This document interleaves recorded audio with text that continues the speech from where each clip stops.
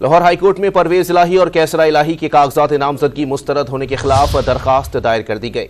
Justice علی باقر نجفی کی سربراہی میں 3 رکنی بینچ درخواستوں پر سماعت کرے گا۔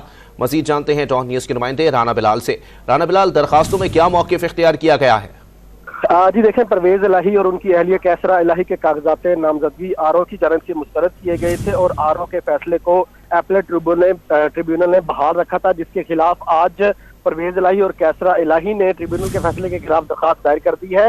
ٹریبیونل نے پرویز الہی کے NA 69 اور PP 32 سے کاغذات نامزدگی مسترد کیے تھے۔ اس درخواست میں یہ موقف اختیار کیا گیا ہے کہ ٹریبیونل نے حقائق کے برعکس کاغذات نامزدگی مسترد کیے۔ شکایت کنندہ کی جانب سے اثاثہ جات ظاہر نہ کرنے کا جھوٹا الزام لگایا گیا ہے، جبکہ تمام جائیدادیں FBR میں اور ٹیکس ریٹرن میں درج ہے، ان کو ظاہر کیا گیا ہے۔ اس درخواست کے ذریعے یہ استدعا کی گئی ہے کہ کاغذات نامزدگی مسترد کرنے کا آر او کا ٹریبیونل کا فیصلہ کالعدم قرار دے کر عام انتخابات میں حصہ لینے کی اجازت دی جائے۔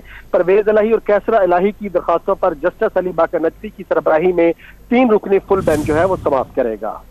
بہت شکریہ رانا اور بلال اپڈیٹ کرنے کے لیے۔